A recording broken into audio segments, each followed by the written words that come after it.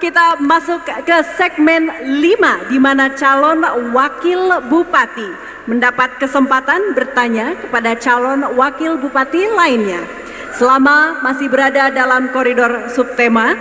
Untuk kesempatan pertama kali ini kami berikan kepada Cawagup 2 untuk kemudian nanti dijawab oleh Cawagup 1, subtema nomor 4. Dari catatan kami masih mengenai infrastruktur. Silakan. Terima kasih. Assalamualaikum warahmatullahi wabarakatuh. Ketika kita bicara infrastruktur, kita tidak hanya bicara soal jalan, tapi bicara infrastruktur adalah kebutuhan dasar, baik itu air bersih, kesehatan, dan jalan. Dalam sistem perencanaan, semua harus terintegrasi antara sektor dengan sektor lain agar konektivitas dapat menghasilkan sebuah hasil yang maksimal. Misalnya, bagaimana kita membangun infrastruktur untuk mengurangi angka stunting. Tentu ada konektivitas yang harus dilakukan. Maka berangkat dari perencanaan harus betul terorganisir dan terintegrasi antara sektor lain dengan sektor yang satu, termasuk infrastruktur, termasuk air bersih, dan termasuk kesehatannya. Oleh karenanya, berangkat dari tingginya angka sanksi di Kabupaten Utara ini merupakan problem yang harus kita tuntaskan dan kita hadapi di masa-masa yang akan datang. Maka paslon 1 saya ingin bertanya, apa langkah konkret terkait perencanaan infrastruktur yang akan dibangun dengan korelasinya bisa menurunkan angka stunting yang disebutkan tadi 37% sekian dalam angka yang pasasi yang terjadi di Kabupaten Utara ini.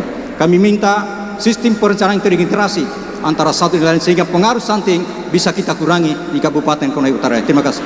Kita sekarang berikan spotlight pada Cawagup nomor urut 1. Kita boleh reset waktunya untuk memberikan respon.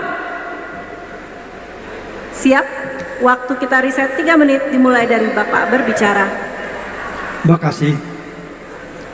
Sebagaimana ditanyakan masalah infrastruktur untuk konektivitasnya. Selama ini saya kira pembangunan jalan, pembangunan puskesmas, pembangunan kantor camat apa semua sudah dilaksanakan oleh pemerintah daerah. Khususnya apa yang kami laksanakan sekarang ini. Terkhusus masalah pembangunan, masalah air bersih. Saat ini sudah sementara dan kami sementara melaksanakan perencanaannya. Utamanya kan perusahaan daerah air minum sudah sementara kami laksanakan. Mudah-mudahan 2025 masalah air minum ini sudah bisa terlaksana dengan bagus. Begitu pula pembangunan infrastruktur yang lainnya, mulai dari rumah sakit, kemudian rumah sakit umum, perumahan, apalagi di perumahan ini 2025 ada 3 program yang kami laksanakan. Itu mulai program dari pusat, yaitu yang pertama masalah stunting. Saya kira di sini stunting ada unit integrasi cepat yang akan menangani kalau ada kejadian-kejadian di masyarakat. Kemudian yang kedua, masalah kemiskinan ekstrim. Bahwa kemiskinan ekstrim yang ada di Konawe Utara kurang lebih data perumahan kurang lebih 648 rumah yang tidak punya rumah, yang tidak punya lokasi. Maka itulah sebagian saat ini pemerintah daerah sudah sementara menangani untuk mulai 2024. Kemudian program yang ketiga masalah inflasi. Ini juga kami laksanakan untuk menekan supaya jangan terjadi lonjakan harga barang sehingga kemampuan masyarakat untuk daya belinya tidak mampu. Oleh sebab itu maka sementara kami laksanakan baik pasar murah dilaksanakan di setiap kecamatan. Kemudian masalah air bersih tadi yang disampaikan, memang di sini kan ada pasimas, artinya setiap desa sudah dilaksanakan sarana air bersih. Hanya memang kami akui bahwa masih ada yang belum merata. Nah, mudah-mudahan 2025 ke depan ini kalau pasangan berkibar terpilih, maka kami akan lanjutkan masalah program-program infrastruktur Kabupaten Konawe. Jangan pernah ragu, dan kami yakinkan dan insya Allah, apalagi dengan adanya program 100 juta, ini juga sudah akan setiap dusun, ini juga yang akan mempercepat pembangunan infrastruktur mulai dari desa, kecamatan, dan kabupaten. Seperti apa yang kita rasakan saat sekarang ini, pembangunan Kabupaten Konawe Utara sudah dirasakan. Terima kasih. Baik, mohon tetap hening. Kami ingatkan arena GOR ini sangat mudah gema dan gaung. Kita fokuskan pada seluruh pertanyaan dan respon dari seluruh paslon yang ada di panggung. Kami berikan spotlight kembali kepada Cawagup 2 untuk memberikan respon atau memberikan sanggahan. Kita set waktunya kembali 2 menit sejak Bapak berbicara. Saya tidak berbicara tentang sukses hari kemarin. Kalaupun kita mengukur tingkat keberhasilan kemarin, itu tidak ada korelasinya dengan faktor kemiskinan sama stunting tadi. Tapi saya bicara konteks ke depan, ya, apa langkah konkret kita yang dilakukan Paslon 1 kalau menjadi bupati dengan melakukan perencanaan yang terintegrasi antara sektor satu dengan sektor yang lain. Ketika Anda membangun jalan, maka pastikan di sana ada infrastruktur lain yang ada yang bisa dijangkau oleh masyarakat kita, terutama masyarakat Samaska yang mengalami kemiskinan yang ekstrim tadi. Jadi yang saya butuhkan adalah langkah konkret yang harus dilakukan dari perencanaan kita, karena membangun sekarang ini harus terintegrasi antara sektor dan sektor yang lain. Ketika kita membangun puskesmas, maka pastikan di situ sudah ada infrastruktur jalan, sudah ada infrastruktur air bersih, dan kemudian ada sarana prasarana lain penunjang terhadap puskesmas itu. Satu contoh kasusistik, ada puskesmas, mohon maaf, beberapa hari yang lalu pasien mau ke rumah sakit ke puskesmas itu tidak ada tenaga medis yang ada di puskesmas itu. Artinya kita membangun puskesmas yang dihuni oleh masyarakat, tidak ada petugas kesehatan yang ada di situ. Maka yang sebetulnya adalah pola perencanaan yang terintegrasi antara satu sektor dengan sektor yang lain dalam rangka hubungannya dengan mengurangi angka stunting dan kemiskinan yang tadi. Terjadi kemiskinan karena ada faktor-faktor lain mempengaruhi sehingga masyarakat tidak bisa menjangkau kebutuhan dasarnya. Mungkin mau ke pasar tidak bisa karena jalannya yang tidak baik, atau mungkin mau ke puskesmas tidak bisa jangkau, sehingga yang sama adalah perencanaan yang terintegrasi antara satu sektor dengan sektor yang lain. Bukan dibicara soal keberhasilan yang kemarin, itu kemarin kita lewati. Sekarang kita bicara prospek hari ini. Terima kasih. Cukup. Mohon tetap tenang, kini waktunya Cawagup 1 untuk memberikan respon final. Waktunya sama 2 menit dimulai dari Bapak berbicara. Ya, sebagaimana apa yang disampaikan tadi untuk calon nomor 2 itu pasal 02. Saya kira apa yang disampaikan masalah pelayanan di puskesmas yang berhubungan dengan infrastruktur yang ada. Artinya tadi kami sudah sampaikan bahwa untuk infrastruktur untuk jalan Kabupaten Konawe Utara ini sudah kurang lebih tinggal 89 kilo yang belum dilaksanakan. Dan ini jalan-jalan atau infrastruktur yang telah dibangun ini tinggal ada puskesmas yang belum terjangkau aspal, yaitu puskesmas Morombo Pantai itu yang belum diaspal dengan Molore Pantai. Selebihnya itu semua sudah bisa terjangkau dengan infrastruktur yang ada, termasuk dengan sarana dan prasarana yang lainnya. Saya kira sekarang ini, bulan lalu Bapak Bupati telah menyerahkan kendaraan ambulans termasuk mobil-mobil operasional kepada puskesmas. Program-program yang belum terselesaikan 2024 tetap akan kami lanjutkan untuk 2025 ke depan. Jadi saya kira tidak ada masalah, karena kami sudah memulai, bukan lagi untuk mengawali, tapi kami sudah memulai, tinggal melanjutkan.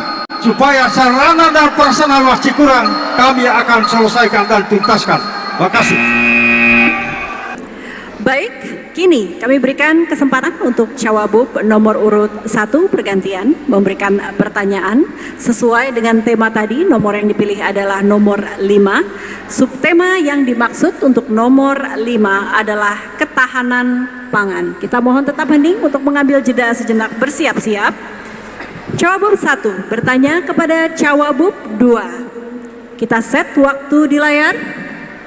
Waktu bertanya 2 menit dimulai sejak Bapak berbicara. Ketahanan pangan atas suatu daerah dapat terjamin dari ketersediaan pangan yang cukup bagi masyarakat, serta stabilitas harga pangan tetap terjaga di kisaran normal. Hal ini juga penting dalam pengendalian inflasi di daerah. Pertanyaannya, boleh mic-nya Pak agak bagaimana langkah konkret yang akan Bapak lakukan dalam upaya mewujudkan ketahanan pangan yang diiringi dengan kestabilan harga pangan. Baik, cukup. Segera kita akan berikan kesempatan untuk Cawagup 2 memberikan respon. Kita ulang atau set kembali waktunya untuk menjawab. Kita boleh perlihatkan di layar. 3 menit untuk menjawab. Cawagup nomor 2 sejak Bapak berbicara. Baik, terima kasih.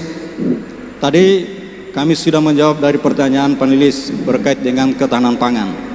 Ini merupakan satu sektor yang mendapatkan perhatian serius oleh negara kita, karena saya katakan bahwa ketahanan pangan erat kaitannya ketahanan nasional. Tidak bisa kita negara membuat ketahanan nasional tanpa kebutuhan pangan sendiri. Nah, untuk Konawe Utara ini kami punya berbagai macam program prioritas dalam sektor pertanian. Luas wilayah kita dan begitu banyak lahan-lahan kita yang tidak produktif sekarang ini. Lalu kita melihat sumber daya manusia kita begitu banyak. Kemudian potensi sumber daya APBD kita yang begitu besar, 321 miliar, adalah satu potensi yang bisa kita gerakan untuk membangun sektor ketahanan pangan kita.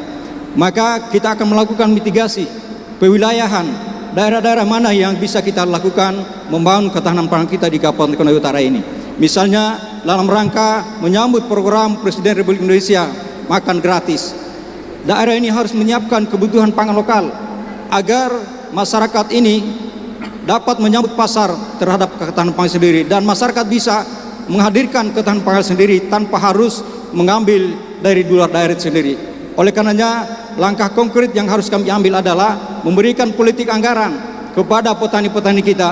Kita harus melakukan transformasi dunia pertanian kita. Tidak boleh lagi petani kita biarkan menggarap lahan sendiri.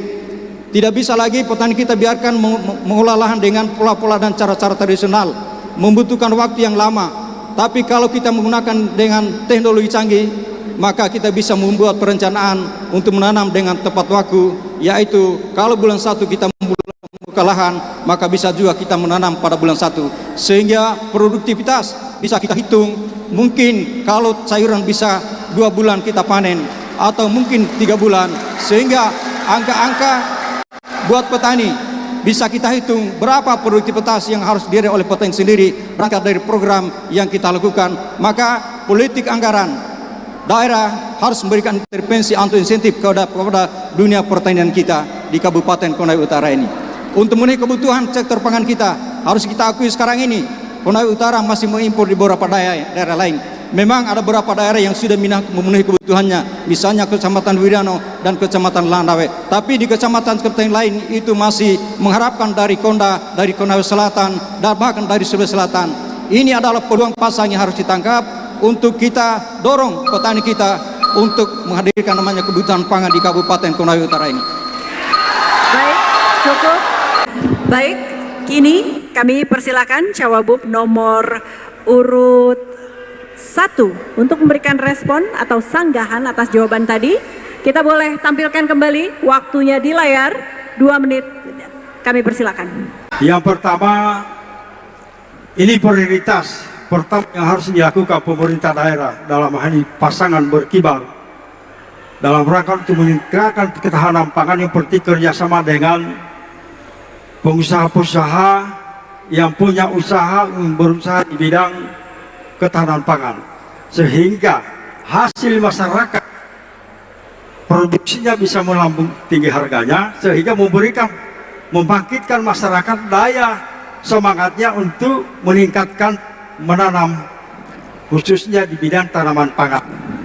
Nah, dengan adanya ini maka tentunya pemerintah daerah akan lebih memberikan nilai tukar dengan tingginya harga barang atau harga beras yang di Konawe Utara, maka masyarakat petani ini akan lebih punya semangat untuk bercocok tanam utamanya di pertanian.